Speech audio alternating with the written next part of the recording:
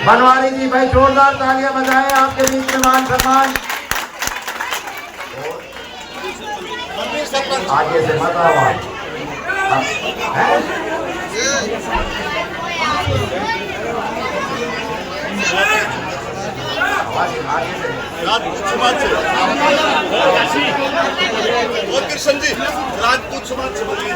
आवाज सिंह बावरिया समाज की तरफ से एक पगड़ी और पहना करके मान सम्मान कर रहे हैं भाई, जोरदार तालियां बजाएं।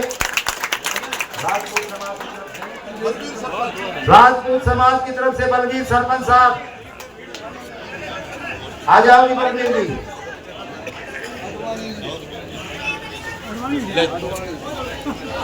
ये राजपूत समाज की तरफ से बलवीर सरपंच साहब भाई जोरदार तालियां बजाएं, ये आपके राजपूत समाज की तरफ से मान सम्मान। बनिया समाज से मुकेश सरपंच, बनिया समाज की तरफ से भाई मुकेश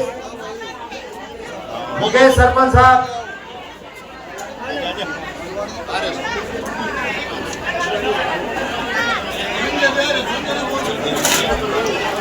और भाई संजय भी, संजय और भाई मुकेश।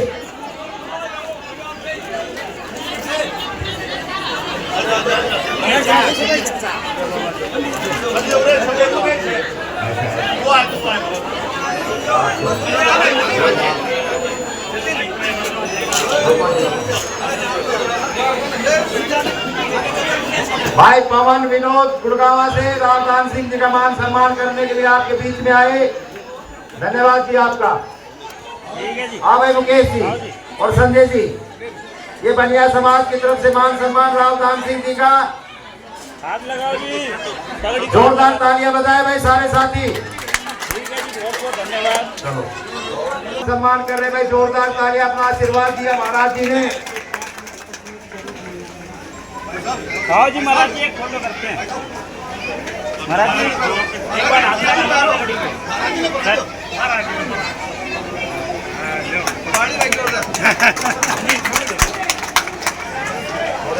जाओ ना, थोड़े से दूर।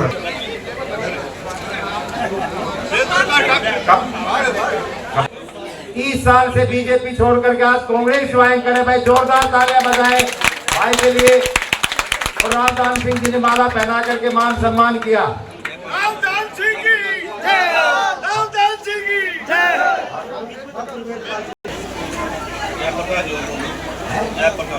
जयप्रकाश जी भाई, जयप्रकाश जी आए, जयप्रकाश जी आगे इधर से बताओ जी आगे।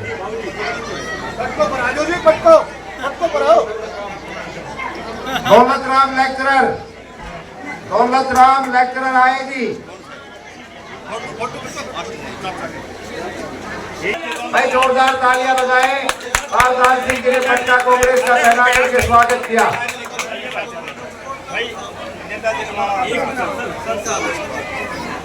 मनकोटा से रामदान सिंह जी को पगड़ी पहना रहे हैं भाई, अपने लोक सभा के साथी थे भाई, यहाँ मान सम्मान करने आए रामदान सिंह जी का बहुत बहुत धन्यवाद इनका जी। चलो सम्मान किया। ये कौन? बालाराम यादव जी रामदान सिंह जी को फूलमाला पहना करके मान सम्मान कर रहे हैं, बहुत बहुत धन्यवाद। बस भाई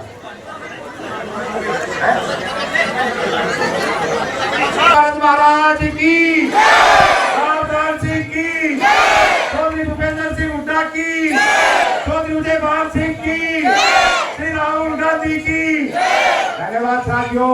अब मैं आपके बीच में जहाँ तक मेरी आवाज पहुंच रही हो, मेरी आदरणीय माताओं बहनों,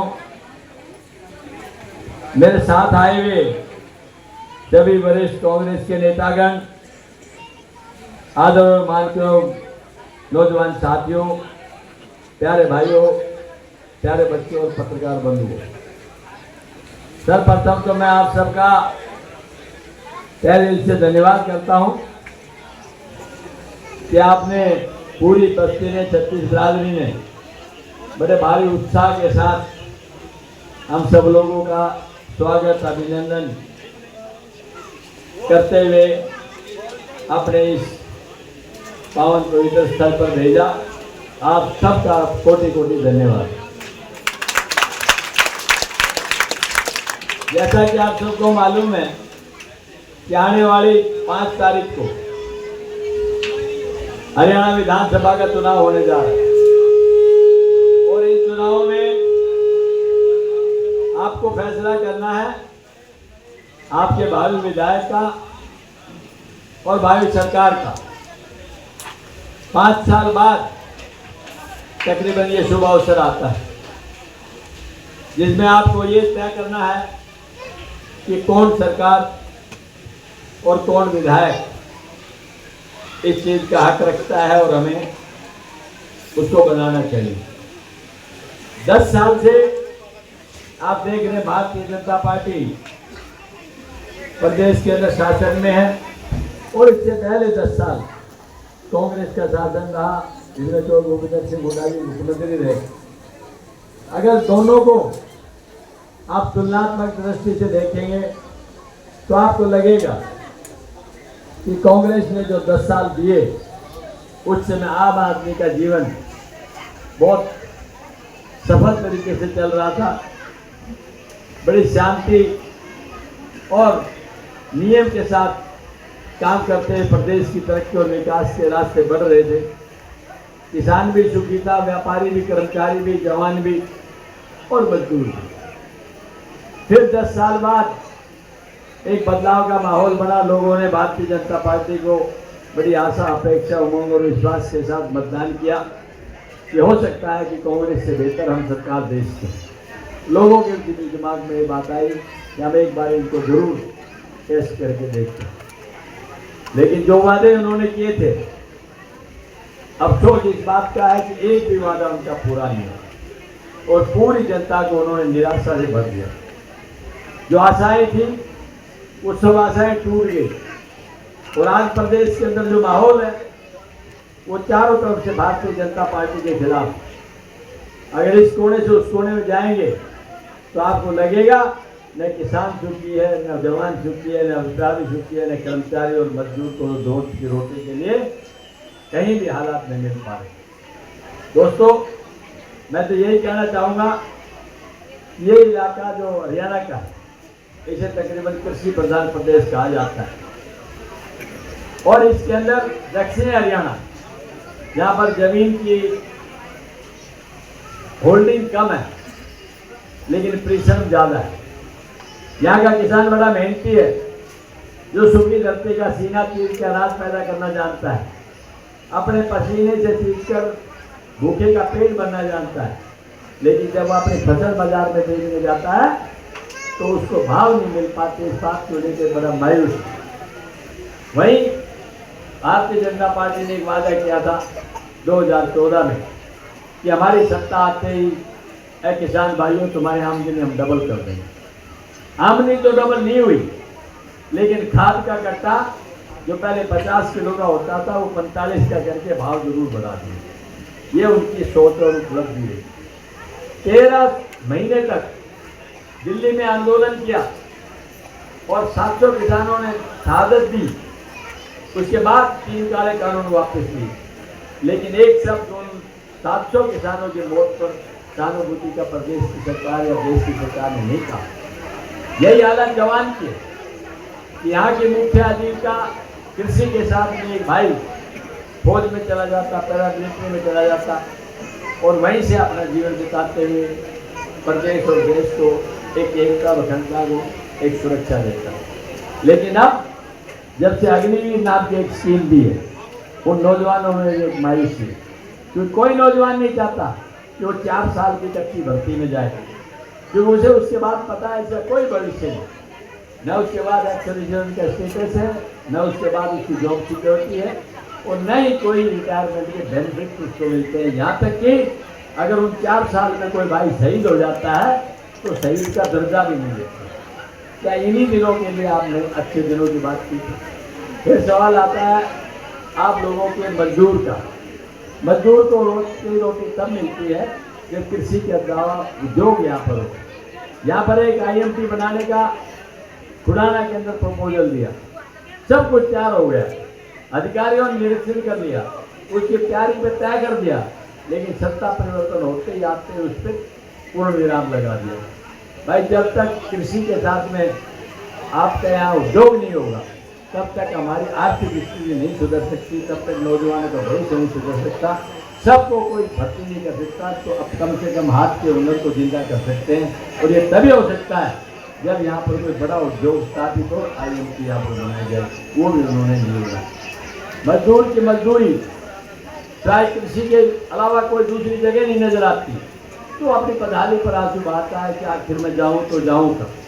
अब मैं आपसे कहना चाहता हूँ, इस भारतीय जनता पार्टी ने जो वादे किए थे उनमें एक भी वादा पूरा नहीं हुआ, और लोगों में इस मायूसी के रहते हुए एक आक्रोश है, और वो चाहते हैं कि जैसे वक्त मिलेगा हम सत्ता परिवर्तन करेंगे। और यही एक कारण है कि चंडीगढ़ से नागर चौधरी तक आप सुनेंगे 100% कांग्रेस की सरकार आ रही है, और 100% आपकी कांग्रेस की बदल रही है। ऐसे के अंदर आपको ये जरूर सोचना है कि हम आएंगे तो कांग्रेस के भाई, कांग्रेस की सरकार इस क्षेत्र के लोगों के लिए या प्रदेश के लोगों के लिए क्या करें। कुछ बातें हैं जो हमने संकल्प के तौर पे, गारंटी के तौर पे कही है, उनमें से मैं आपको कहना चाहता हूँ। पहला काम तो ये है, हालांकि भारतीय जनता पार्टी ने भी 20 संकल्प लिए, कांग्रेस ने 7 और उसने 20। तो भाई पहला काम तो ये है कि बीजेपी ने कहा था 2019 में ये हमारे बुजुर्ग हैं, इनको 3100 रुपये पेंशन देंगे, तो 3100 तो आज तक नहीं दी, जबकि देना अगले महीने था। सिर्फ 3000 रुपये अब ये 100 रुपये कम। कांग्रेस ने फैसला किया भाई 6000 रुपये एक बुजुर्ग को देंगे, 12,000 रुपये।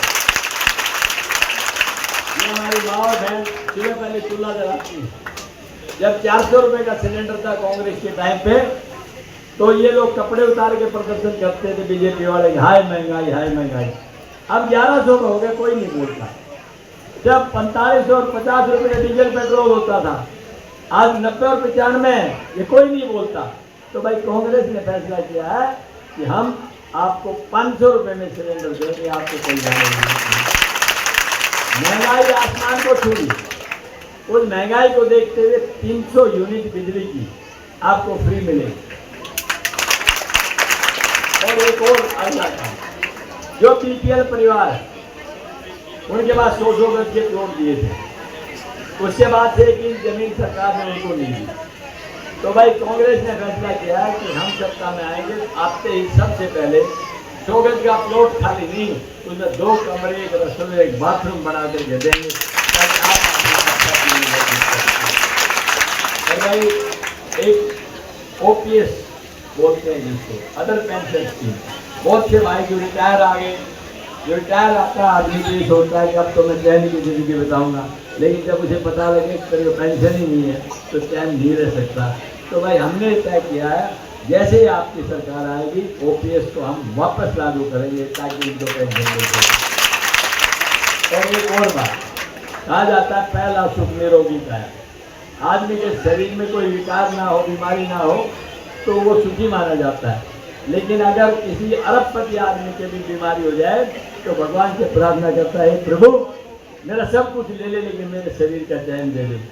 भाई ऐसे के अंदर आज मैं कह सकता हूँ कि जो कि भाई बड़ी बीमारी से ग्रस्त हो जाता है, जब हॉस्पिटल जाता है तो उससे डॉक्टर बताता है कि आपके इसके इलाज का 15 से 20 लाख रुपये तक लगेंगे, और वो मायूस होकर घर आ जाता है कि मेरे पास पैसा नहीं, सरकार 5 लाख से ज़्यादा अगर दे तो भी नहीं दे सकती। तो भाई कांग्रेस ने फैसला किया ऐसे किसी पीड़ित भाई को, भगवान न करे में जरूरत पड़े, पीड़ित भाई को 25 लाख रुपए तक का इलाज हमें करते हैं। और भाई क्या हमारी विधवा बहन है उसको 6000 रुपये पेंशन देंगे, और कोई भाई अपंग है उसको भी 6000 देंगे। और ये हमारी कोई बहन 18 साल से बड़ी है और उसका कोई साधन नहीं है, ना उसका घर है, ना उसको खाने के लिए मिलता है, ना और कोई बात होती है, तो भाई 2000 रुपये उसके रसोई खर्च के नाम से दिए जाएंगे उस बहन को। ये भी करते हैं। और लास्ट में जो फैमिली ID जिससे परेशानी है, पोर्टल जिससे परेशानी है, तो भाई आते ही एक बात करेंगे कि फैमिली ID को तो काट देंगे और पोर्टल का ये हिसाब लेंगे कि कौन सा पोर्टल ठीक है कौन सा नहीं है, उसके बाद इसका फैसला लेंगे।